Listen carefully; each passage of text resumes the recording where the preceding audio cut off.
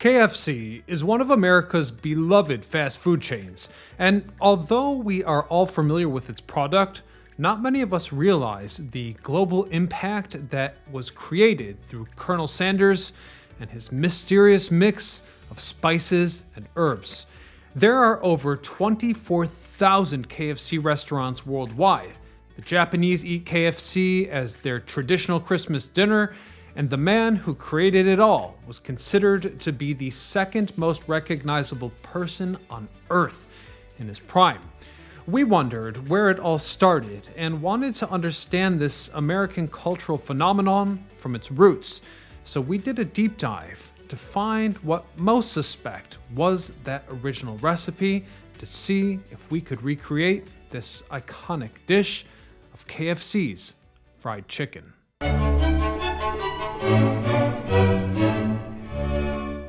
Now, you might be tempted to believe that fried chicken was discovered in the United States, but that couldn't be further from the truth. In fact, fried chicken has a rich and varied history going back to the 1st century AD, as evidence shows people in Egypt and other parts of the world frying poultry. And the practice wasn't limited to just that time and place. For example, frying as a method was prevalent in medieval Europe, and chicken was one of the meats commonly prepared in this manner. Chicken, as a food, goes back even further as a relative of the Indian jungle fowl or barnyard fowl, a bird native to Kashmir, India, and Cambodia. They were discovered in the West as the fowl migrated to the Mediterranean Sea, where locals captured and cooked them. In other words, it's no accident that people from all walks of life enjoy fried chicken, as the origins of the meat and the method of preparation basically trace back to every corner of the civilized globe.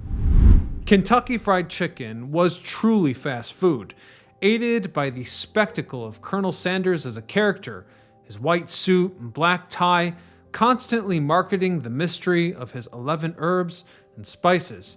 In fact, to this day, KFC claims that the secret recipe is only known by a handful of people and is locked away within its vault in their Louisville headquarters. However, our research suggests that the original recipe was simple. The chicken is floured, breaded, and fried in a pressurized cooker.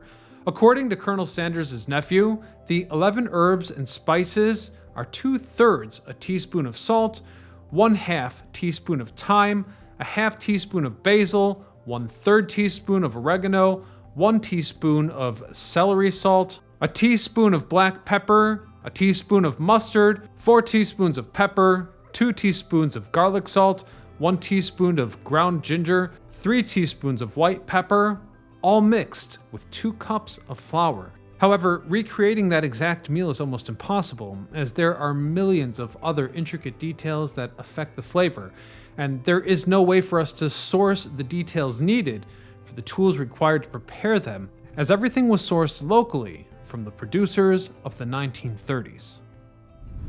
This might be an excellent moment to discuss the story of Harland Sanders, the inventor of Kentucky Fried Chicken. Born in Henryville, Indiana, on September the 9th, 1890, his father died young, and his mother supported the family by working in a canning factory. As the oldest, Sanders became the caretaker of his younger siblings and was taught to cook from the age of 7, but at 13, he left to pursue a career, wearing various hats from train conductor to steamboat ferryman or farmer.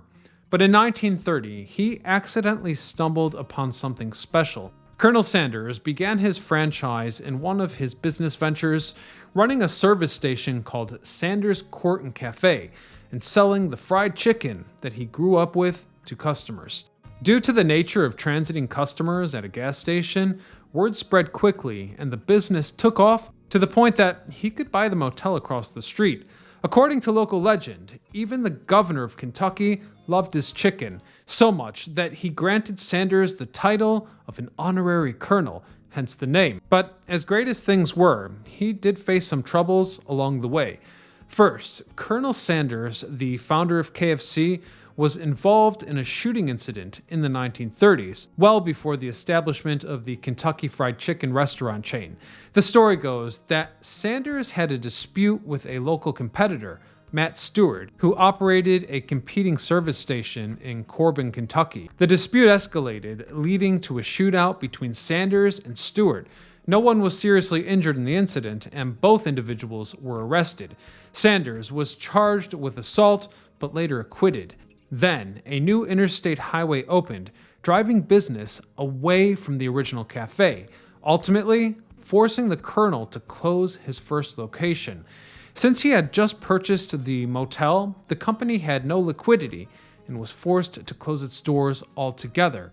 So with nothing but a $105 Social Security check and his famous recipe, Sanders set out to find restaurant owners who would sell his chicken for him, laying the groundwork for a massive franchise.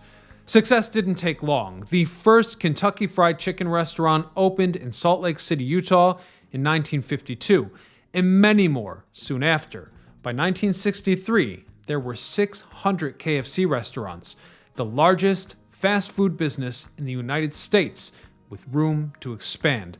They also went international, as just a year later, KFC opened its first restaurant in Lancaster, England, hoping to expand into the rest of Europe. Today, KFC has restaurants all around the globe, stretching from China to the USA, spreading American culture all along the way. Apparently, in Japan, eating KFC on Christmas is a tradition. This custom began in the 1970s when KFC launched a successful marketing campaign called Kentucky for Christmas. People in Japan often pre-order their KFC meals months in advance to make sure the orders arrive, along with St. Nick. Ready for some comfort food tonight? The fact of the matter is that this was my mother's comfort food, because when I was a kid, she'd buy a huge bucket of KFC, dump it into her own, Tupperware, and when we'd go to a party where everyone was meant to bring their own food, she'd give people KFC, disguised as her own food. I always thought that your mom was clever. I know that you buy high quality chicken, so I'm already positive this will be tasty. And even though this recipe is a speculation of ours, right? Because there wasn't like hard evidence on exactly what went into that recipe. It's top secret. But it's the closest speculation to the truth, I believe. Yes. Despite that, quality was paramount in the past. They really put a lot of effort on that. So we could assume that the poultry that you bought might be at least somewhat comparable to what they ate back in that decade. Let's taste test. There's no comparison. How come? That's a million times better than what you get in the fast food restaurant. I think the key ingredients is real chicken, really. Yep. Not mass farmed. There wasn't much salt. However, this is like really well seasoned. Mm-hmm. So all things considered, I say that this was a huge success. And if we lived back in the 1930s, I wouldn't care that you don't like deep fried stuff. We'd be going to KFC. Since its creation, KFC has become a landmark in pop culture and advertising. Colonel Sanders has proven to be a great mascot and character for the brand. Well, the secret of his 11 herbs and spices has captivated millions. At one time, the Colonel was considered to be the second most recognizable celebrity in the world. The red and white bucket and the chicken within it have become a symbol of American hospitality. Today, in his passing, Sanders has endured in advertising, and KFC has branched out into other ventures, creating merchandise like a gaming console that keeps your food warm, as well as a dating game.